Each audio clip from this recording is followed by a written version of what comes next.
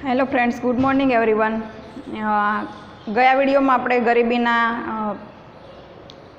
Reasons मतलब कि કઈ કઈ રીતે ગરીબીના અસર કરતા પરિબળો છે, કઈ રીતે ગરીબીમાં વધારો થાય છે, જેને આપણે નિર્દેશકો તરીકે ઓળખીએ છીએ, એની ચર્ચા કરી હતી। આજે આપણે ગરીબીના કારણો, કયા કયા કારણોને લઈને ગરીબીમાં વધારો થાય છે, અને એમાંય ખાસ કરીને ભારતના સંદર્ભની વાત કરીએ તો ગરીબીના કારણોમાં મોટે ભાગે 4 કારણો જવાબદાર હોય છે।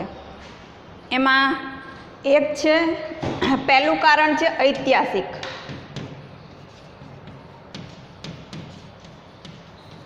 આ કારણો જવાબદાર છે। બીજા કારણમાં ગ્રામીણ ગરીબી, ગ્રામીણ ગરીબીના કારણો એ પણ ગરીબીમાં વધારો કરે છે। ત્રીજું છે આર્થિક કારણો, અને ચોથું છે સામાજિક કારણો। આ 4 કારણોને લઈને સમાજમાં અર્થાત કે ભારતમાં ગરીબીના પ્રમાણમાં વધારો થતો જોવા મળ્યો છે, અથવા કે ગરીબી દેખાઈ રહી છે, બરાબર। આ 4 કારણોમાંથી આજે આપણે શરૂઆત કરીએ છીએ ઐતિહાસિક કારણથી। ઐતિહાસિક કારણોને લઈને ગરીબીમાં વધારો થયો છે એ ખાસ અને મોટું પરિબળ છે। આપણે જાણીએ છીએ અથવા તમે ભણ્યા છો કે ભારતની જહોજલાલી વિશ્વના દેશોને આંજી દે એવી હતી। ભારત સમૃદ્ધિથી ભરપૂર દેશ હતો અને એટલે ભારતે વારંવાર વિદેશી આક્રમણોનો સામનો કરવો પડ્યો છે, બરાબર। એટલે ઘણી પ્રજા વેપાર માટે આવી તો ઘણી પ્રજા ભારતને લૂંટવા માટે આવી। ઘણી બધી રીતે ભારતની સાંસ્કૃતિક, આર્થિક, ધાર્મિક પરિસ્થિતિઓને નુકસાન થયેલું છે, બરાબર। આ બધાનું કારણ એક જ હતું, માત્ર ભારતની સમૃદ્ધિ। એટલે ઘણી પ્રજા ભારતમાં આવી અને ભારતમાં ભળી ગઈ, ભારતમાં જ રહી ગઈ અને ભારતની થઈ અને ભારત સાથે રહેવા લાગી। પણ ઘણી પ્રજા એવી છે કે જેનો આશય માત્ર ને માત્ર ભારતને લૂંટવાનો હતો, બરાબર। એ સંદર્ભમાં જોઈએ તો ખાસ કરીને અંગ્રેજો, ડચ, હુણ, આ બધી ઘણી બધી જાતિઓ ભારત ઉપર આક્રમણ કરવા આવેલી છે, પણ સૌથી વધારે ખરાબ પરિણામો, માઠા પરિણામો એ આપણને બ્રિટિશ પ્રજા એટલે કે અંગ્રેજ પ્રજા તરફથી મળ્યા છે, બરાબર। એના લીધે ભારતમાં ગરીબીનો ભોગ અત્યાર સુધી, અથવા તો ભારતની ગરીબી અત્યાર સુધી એના માઠા પરિણામો ભારતની ઇકોનોમી પર પડ્યા છે। એટલે સૌથી વધારે નુકસાન થયું હોય ભારતની ઇકોનોમીને, સૌથી વધારે નેગેટિવ અસર થઈ હોય ભારતની ઇકોનોમી પર, તો એ અંગ્રેજ સરકારની અથવા તો બ્રિટિશ રૂલ્સના લીધે થયેલી છે। તો એની આપણે ચર્ચા કરીએ તો ભારતમાં નાના મોટા ઉદ્યોગો, આમ તો ભારતમાં બ્રિટિશરો આવ્યા એ પહેલાં અથવા તો અંગ્રેજ પ્રજાનું આગમન ભારતમાં થયું એ પહેલાં 70% નિકાસ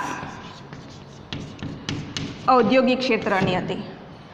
હવે આ બાબત ઉપરથી તો આપણે સમજી શકીએ કે 70% નિકાસ ઔદ્યોગિક ક્ષેત્રની ક્યારે થાય?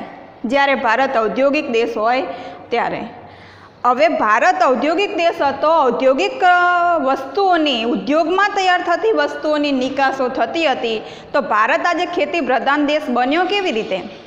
એના મૂળમાં બ્રિટિશ સરકારની નીતિ જવાબદાર છે, બરાબર। એટલે નાના મોટા ઉદ્યોગો ભલે આજના જેવા ડેવલપ થયેલા કે મોડર્ન ઉદ્યોગો નહોતા, પણ નાના મોટા ઉદ્યોગો સાથે જોડાયેલા લોકો હતા। એટલે માત્ર ને માત્ર ખેતી કરવી ને એ લોકોનો આશય નહોતો, બરાબર। એટલે ઔદ્યોગિક અને સાહસિક પ્રજા પણ ભારતમાં હતી। તો ધીરે ધીરે પરિસ્થિતિ એવી બની ગઈ કે જ્યારે અહીંયા આપણે ઉદ્યોગ પરિસ્થિતિ સેટ થઈ હતો, તો નાના મોટા ઉદ્યોગો ચાલતા હતા, ત્યારે 1750માંથી લઈને 1830 આ સમયગાળો એવો છે, 1750થી લઈ અને 1830નો સમયગાળો અહીંયા બ્રિટનમાં ઔદ્યોગિક ક્રાંતિ થાય છે। અને એના ભાગરૂપે ઔદ્યોગિક ક્રાંતિ થાય એટલે સ્વાભાવિક રીતે ઉદ્યોગોને કાચા માલની જરૂર વધારે પડે। તો બ્રિટિશરોએ કર્યું શું? તો કે ભારતમાંથી કાચો માલ સસ્તી કિંમતે લઈ જવાનો અને ત્યાં તૈયાર થયેલો માલ અહીંયા ઊંચી કિંમતે વેચવાનો। આ પરિસ્થિતિના લીધે અહીંયા ઘણા બધા ઉદ્યોગો એવા હતા કે જે નાના પાયે ઘરેલું ઉદ્યોગો ચાલતા હતા, એ ઉદ્યોગો ઉપર માઠી અસર પડી। એમાં ખાસ કરીને આપણે કુંભાર ઉદ્યોગની વાત કરીએ તો તાંબા પિત્તળના વાસણો આવતા એ ઉદ્યોગ પડી ભાંગ્યો, કેમ કે સ્વાભાવિક રીતે તાંબા પિત્તળના વાસણો ટકાઉ હોય અને માટીના વાસણો હોય એટલા પ્રમાણમાં ટકાઉ ના હોય, એટલે આ ઓપ્શન આવતા લોકોએ માટીના વાસણો કે નળિયાનો ઉપયોગ કરતા હતા, તો નળિયા બનાવવાનો ઉદ્યોગ પડી ભાંગ્યો. જ્યારે આ ફ્લોરિંગની વાત આવી અથવા તો જ્યારે આપણે સેન્ટિંગની વાત કરીએ કે નળિયા ઉતારીને પછી અત્યારના જે મોડર્ન ઘર છે એ બનવા લાગ્યા, એમ કરી અને નળિયા ઉદ્યોગ પડી ભાંગ્યો. પછી તાંબા પિત્તળના વાસણો આવતા માટી ઉદ્યોગ ધીરે ધીરે એક કરતાં પછી જેમ જેમ મિલોનો વિકાસ થયો, કાપડમાં મિલમાં તૈયાર થતું કાપડ જ્યારે ભારતમાં આવવા લાગ્યું, ત્યારે અહીં વણાટથી અથવા તો હાથ વણાટથી ચાલતા આટસાળ ઉદ્યોગો હતા એ પડી ભાંગ્યા. હવે મિત્રો આપણને એમ થશે કે આની અસર શું, પણ જેમ જેમ આ બધા ઉદ્યોગોમાંથી બેકાર બનેલા લોકો ધીરે હવે એક ઓપ્શન રહી જશે, માત્ર ખેતી. એટલે પહેલાંથી લોકો ખેતી નહોતા કરતા, સાહસિક પ્રજા ભારતમાં પણ હતી અને વિશ્વ સુધી એનો વેપાર ફેલાયેલો હતો, એટલે આયાત પણ થતી હતી, એટલે આયાતો ઓછી અને નિકાસો વધારે થતી હતી. આવો સમૃદ્ધ દેશ હવે અત્યારે આ સમય પર આવીને ઊભો રહ્યો, અથવા તો જે અત્યારે તો કંઈક આપણે વિકાસની પરિસ્થિતિમાં આગળ વધી રહ્યા છીએ, પણ જ્યારે ભારતમાંથી અંગ્રેજો ગયા એ વખતની પરિસ્થિતિ તો તદ્દન ખરાબ હતી, જ્યારે બેરોજગારીનું પ્રમાણ વધારે, ઘણી બધી મુશ્કેલ પરિસ્થિતિઓ, ઘણા બધા વિકટ પ્રશ્નો ભારતની ઇકોનોમી સામે ખડા થયેલા હતા. બરાબર, એટલે અત્યારે આપણને ઘણી બધી રીતે સારા પરિણામો કહેવાય અથવા તો સારા લાભો મળી રહ્યા છે. એ ઉદારીકરણ, ખાનગીકરણ અને વૈશ્વિકીકરણના લીધે મળી રહ્યા છે. એની પાછળ પણ ભારતની એક મજબૂરી જવાબદાર હતી. બરાબર, એટલે જો મૂળમાં આપણે અભ્યાસ કરવા જઈએ તો ખબર પડે કે કયા કારણોને લઈને ભારતને વિદેશના તાબે થવું પડ્યું હતું. આ પરિસ્થિતિ જોતાં હવે આપણે એટલો અંદાજ મેળવી શકીએ કે ઉદ્યોગો જેમ જેમ બંધ પડતા જશે, હવે ગ્રાહકને તો શું થશે, સસ્તી અને સારી વસ્તુ જ્યાંથી મળશે ત્યાંથી ખરીદશે. બરાબર, એને એવી નથી ખબર કે આ વસ્તુ બ્રિટનમાંથી આવી છે કે આ વસ્તુ ભારતની છે, અને આજે પણ આપણે આ કરી રહ્યા છીએ. એનકેન પ્રકારે ઘણી બધી રીતે સ્વદેશીની ઝુંબેશ, સ્વદેશી અપનાવો, દેશ બચાવો, આ બધું આપણે સાંભળી રહ્યા છીએ, પણ તેમ છતાંય વિદેશની છાપ આપણા મગજમાંથી પૂછાતી નથી. અને એને લઈને હજુ આજે પણ જો સેમ બે વસ્તુ બતાવવામાં આવે કે એક મેડ ઇન અમેરિકા છે અને એક મેડ ઇન ઇન્ડિયા છે, સેમ પ્રાઇસ હોય, તો આપણી ચોઈસ શેના ઉપર જશે? આપણો જવાબ શું હશે? બરાબર, તો એ આપણે સમજી જ લેવાનું છે કે આટલો આપણો દેશ પ્રેમ છે. ભલે કદાચ ગુણવત્તામાં ઉતરતી હશે, ઓછી ગુણવત્તાવાળી હશે, પણ છે તો ભારતની ને. આવી દેશતા જ્યારે આપણા દિલો દિમાગમાં હશે ને, ત્યારે ભારતનો નકશો બદલાતા વાર નહીં લાગે.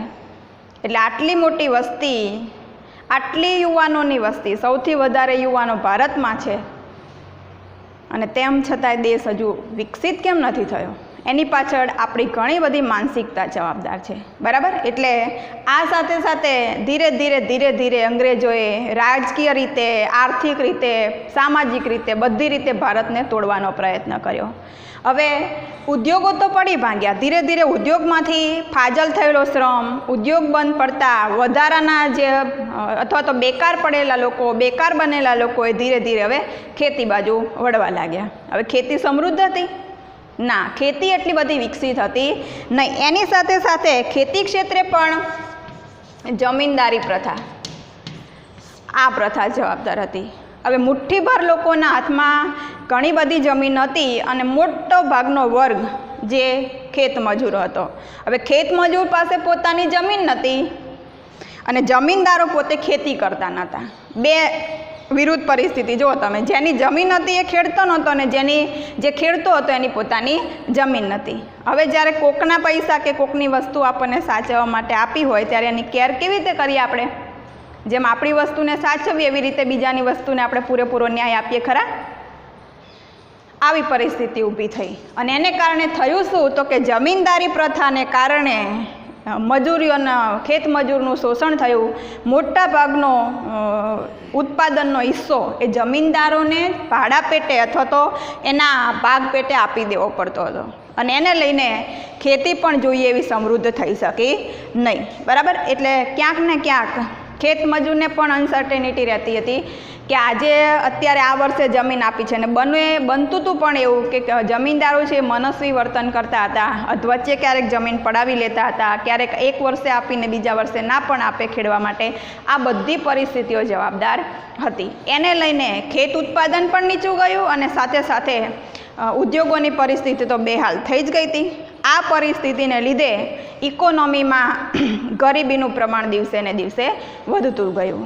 એટલે આ કારણ હતું હિસ્ટોરિકલ, ઐતિહાસિક કારણોના ભાગરૂપે કેવી પરિસ્થિતિ ઊભી થઈ તો કે ધીરે ધીરે કામ કરનાર વર્ગ છે એ ફાજલ થતો ગયો, બેકાર થતો ગયો, અને આ બધા લોકો ધીરે ધીરે ખેતી ક્ષેત્ર પર વળતા ગયા, અથવા તો ખેતી ક્ષેત્ર એકમાત્ર ઓપ્શન એમના માટે રહી ગયો. આ કારણ હતું ઐતિહાસિક, આપણે સમજી ગયા છું. અને આ પ્રશ્ન પણ ક્યારેક 2 માર્ક્સમાં પૂછાય છે, ઐતિહાસિક કારણ. હવે આપણે ચર્ચા કરવી છે ગ્રામીણ ગરીબીના કારણોની, બરાબર. ગ્રામીણ ગરીબીમાં 2 કારણો જવાબદાર છે, એક કુદરતી અને એક વસ્તી વિષયક, બરાબર. એટલે કુદરતી કારણમાં શું હોઈ શકે તો કે ભારત હવે કૃષિ પ્રધાન દેશ તરીકે ઓળખાવાનું શરૂ થઈ ગયો હતો. શું હતું? ઔદ્યોગિક પ્રધાન દેશ હતો, જેને ત્યાં 70% વસ્તુની નિકાસ ઔદ્યોગિક પેદાશોમાંથી થતી હતી. એ ભારત આજે હવે એ સમય પર આવીને ઊભો હતો. એની ઓળખ હવે ખેતી પ્રધાન અર્થતંત્ર તરીકે થવા લાગી હતી. અને કેમ? તો એના માટે અંગ્રેજોની નીતિ જવાબદાર હતી. માત્ર ને માત્ર આ નીતિને લીધે પરિસ્થિતિ એવી ઊભી થઈ હતી કે ધીરે ધીરે આવડતવાળો વર્ગ ઘણી બધી મુશ્કેલીઓનો સામનો કરી અને ટકી રહેવા માટે સતત ઝુંબેશ કર્યો. પણ તેમ છતાં પણ ભારતની વસ્તુ અથવા તો ભારતના ઉદ્યોગોમાં તૈયાર થતી વસ્તુ એ બ્રિટિશ ઉદ્યોગ સામે ટકી શકી નહીં. એટલે એવું કહેવાય કે આપણે હજુ પાપા પગલી ચાલવાનું શરૂ કર્યું ને ત્યારે તો બ્રિટિશ ઉદ્યોગો બહુ સારી રીતે ડેવલપ થઈ ગયેલા હતા, અને એના માઠા પરિણામો ભારતીય ઇકોનોમીને ભોગવવા પડ્યા. હવે ગ્રામીણ ગરીબીના કારણોમાં પહેલું કારણ છે, પહેલું છે કુદરતી પરિબળો. હવે આ કુદરતી પરિબળોની સીધી અસર આમ તો બધાને થાય, સેવા ક્ષેત્રને થાય અને ઔદ્યોગિક ક્ષેત્રને થાય, પણ સીધી અસર ખેતી ક્ષેત્રને થાય, બરાબર. ભારતની ખેતી વરસાદ ઉપર આધારિત હતી. જો વરસાદ સારો હોય તો ખેતી ક્ષેત્રનું ઉત્પાદન વધે, અને હજુ આજે પણ પરિસ્થિતિ તો એવી જ છે. ભારતની ખેતી તો વરસાદ આધારિત મોટે ભાગે છે જ. 40% જમીન કે 42% જમીન એવી છે કે જેને માત્ર સિંચાઈનો લાભ મળી રહ્યો છે, અને મોર ધેન 60% પાર્ટ એવો છે કે જેને હજુ ઇરિગેશન ફેસિલિટી અવેલેબલ છે નહીં. તો આ જમીન ઉપર તો શેની અસર રહેશે? કુદરતી પરિબળોની. જો કુદરતી પરિબળો અનુકૂળ હોય, વરસાદ સારો હોય, તો ઉત્પાદન ખેતી ક્ષેત્રનું વધે, અને તો ગ્રાફ આપણો આમ જતો જોવા મળે, બરાબર. હવે આની અસર રાષ્ટ્રીય આવકના વધારા ઉપર પડશે, કેમ કે ખેતી ક્ષેત્રમાં ઉત્પાદન વધશે એટલે એની સીધી અસર ઉત્પાદન ઉપર પડશે, ઔદ્યોગિક ઉત્પાદન પર. ઔદ્યોગિક ઉત્પાદન વધશે એટલે સેવા ક્ષેત્ર પણ ડેવલપ થશે. ક્યારે? જ્યારે ખેતી ક્ષેત્રનું ઉત્પાદન વધે ત્યારે, બરાબર. એટલે ડાયરેક્ટ ઇફેક્ટિવ છે. ખેતી ક્ષેત્રના ઉત્પાદનમાં વધારો થાય તો ઔદ્યોગિક વિકાસ પણ વધશે અને સેવા ક્ષેત્રનો વિકાસ પણ વધશે, બરાબર. એટલે આ પરિસ્થિતિ એ પણ ગ્રામીણ ગરીબીનું એક મહત્ત્વનું પરિબળ હતું. કેમ? તો કે મોટા ભાગની વસ્તી છે એ ખેતી ક્ષેત્ર સાથે જોડાયેલી હતી. બીજો કોઈ ઓપ્શન એની પાસે અવેલેબલ હતો નહીં, અને ખેતી ક્ષેત્રે પ્રચ્છન્ન બેરોજગારી હતી. પ્રચ્છન્ન બેરોજગારી તો કે દેખીતી રીતે વ્યક્તિ કામ કરતી દેખાય, પણ એનો ઉત્પાદનમાં કોઈ હિસ્સો જોવા મળે નહીં, બરાબર. એટલે એક બાજુ એવું બને કે વ્યક્તિ કામ કરતી દેખાઈ રહી છે, અને બીજી બાજુ એવું બને કે એનો ઉત્પાદનમાં કોઈ પાર્ટ છે નહીં. એટલે 4 જણ કામ કરતા હોય, એમાંથી 2 જણને ખસેડી લેવામાં આવે ને તો પણ ઉત્પાદન ઘટતું નથી. આ પરિસ્થિતિ કેમ છે? તો કે બીજા ઓપ્શન એની પાસે અવેલેબલ છે નહીં, બરાબર. એટલે માત્ર ને માત્ર કુદરતી પરિબળ, તો કે માત્ર ને માત્ર ખેતી અને માત્ર વરસાદ આધારિત ખેતી, એ પણ ગ્રામીણ ગરીબીનું એક અગત્યનું પરિબળ હતું. જો બીજા ઓપ્શન આપણી પાસે અવેલેબલ હોત કે ખેતી ક્ષેત્ર સિવાય લોકોને કામ મળી રહેતું હોત, તો વધારાનો જે શ્રમ છે ત્યાંથી ખસી જાત અને ઉત્પાદનમાં વધારો થાત. બીજું અને મહત્ત્વનું પરિબળ કહેવાય એ વસ્તી વિષયક છે. વસ્તી વિષયક પરિબળ એટલે ભારતમાં મોટા ભાગના પ્રોબ્લેમોનો મૂળિયો આ છે. દિવસે ને દિવસે વસ્તીનું પ્રમાણ વધતું જાય છે અને વધારાની વસ્તી એને જો આપણે અગાઉ પણ ભણેલા છીએ અને આખું ચેપ્ટર વસ્તી વિશે આપણે પાછળ ભણવાનું જ છે. એટલે વસ્તીના લીધે શું થાય છે તો કે ઇકોનોમી ઉપર નેગેટિવ અસર પડે છે, વિકાસ ઉપર નેગેટિવ અસર પડે છે. જ્યારે જરૂર જેટલી વસ્તી હોય ને ત્યારે વસ્તીમાં વધારો એ પોઝિટિવ કહેવાય. કામ લોકોને મળી રહે પૂરેપૂરું, બેરોજગારીનું પ્રમાણ ઓછું હોય, ગરીબીનું પ્રમાણ ઓછું હોય ત્યારે વસ્તી વધારો ઇકોનોમી પર નેગેટિવ અસર નથી ઊભી કરતો. પણ આપણા જેવા દેશની પરિસ્થિતિ એવી છે કે અહીંયા કામ ઓછું છે, આવક ઓછી છે અને વસ્તીનું પ્રમાણ વધારે છે. બરાબર, એટલે લોકો બેરોજગારીનો ભોગ બને છે. એટલે આ બે કારણો હતા એ ગ્રામીણ ગરીબીના કારણો હતા. તો અત્યારે આપણે 2 પોઈન્ટની ચર્ચા કરી, બાકીના 2 પોઈન્ટની ચર્ચા આપણે નેક્સ્ટ વિડીયોમાં કરીશું. અને પરીક્ષાની દ્રષ્ટિએ ખૂબ જ મહત્ત્વનો છે એટલે આને આપણે શાંતિથી એકવાર વાંચી અને પછી ટેક્સ્ટબુકનો ઉપયોગ કરીશું. બરાબર, જય હિન્દ.